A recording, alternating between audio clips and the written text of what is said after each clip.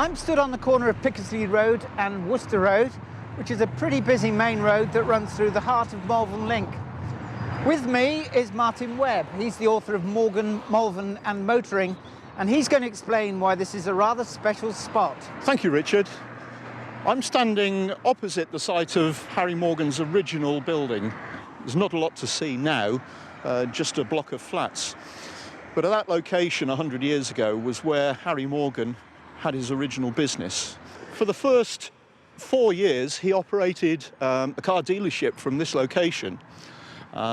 He specialised in Darracq, Wolseley, Siddeley and Rover motor cars with his business partner, Leslie Bacon.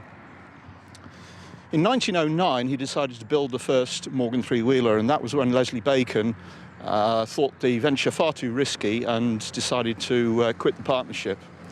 However, Harry Morgan persevered, and in the little factory that was on this site, he continued making Morgan three-wheelers for a number of years, right until the factory moved to its present location just a little bit further down in Pickersleigh Road.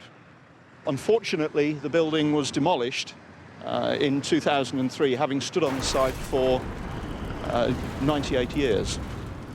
We're now going to take a trip across the Malvern Hills over to Stoke Lacy, which is where Harry Morgan spent most of his childhood and the Morgan family lived. It's quite an interesting journey. There's some fairly serious inclines, quite a challenge to Edwardian cars of the period, but hopefully we'll make it in one piece.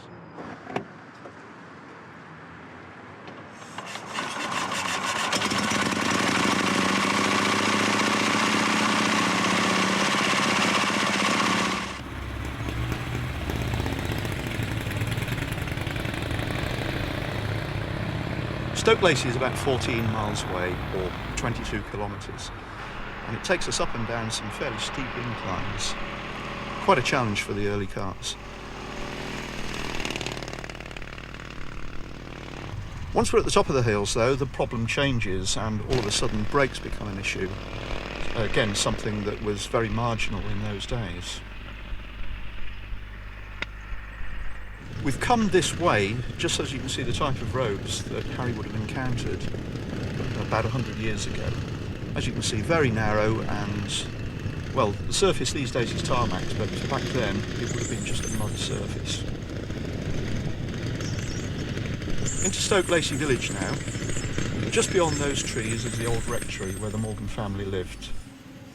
And on the opposite side of the road is Stoke Lacy Church, where George Morgan was the rector.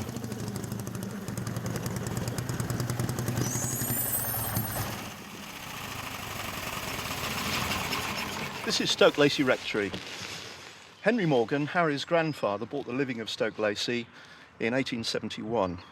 In 1886, when Harry was 5 years old, the family moved here on the death of Henry, and George Morgan took over as rector of Stoke Lacy Parish Church, which is just opposite. Stoke Lacy Rectory was the scene of Harry's upbringing, and he and his sisters spent many happy hours in the grounds here and enjoyed what can best be described as an idyllic childhood. The family were quite wealthy and they were able to afford every luxury that was available at that time. During Harry's schooling and his subsequent upbringing, Stoke Lacy Rectory features quite strongly in a lot of the surviving photographs, and there are pictures of the children playing in the grounds, the children's dogs and lots of other family pets. And then a little bit later, George gets interested in motoring, and we can see from some of the early photographs the Lanchester and one or two early cars parked exactly here outside the front door. The family remained at Stoke Lacy until 1938, when unfortunately George Morgan died. Harry would frequently bring across motor cars from the factory as and when new models were developed. George was always a very keen observer of the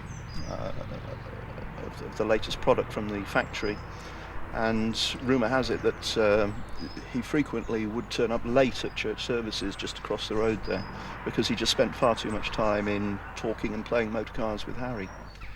Stoke Lacy is just one of the locations that we're going to be visiting over the next few months. Locations that featured in Harry Morgan's upbringing, his education, and his subsequent forays into motorcar manufacture.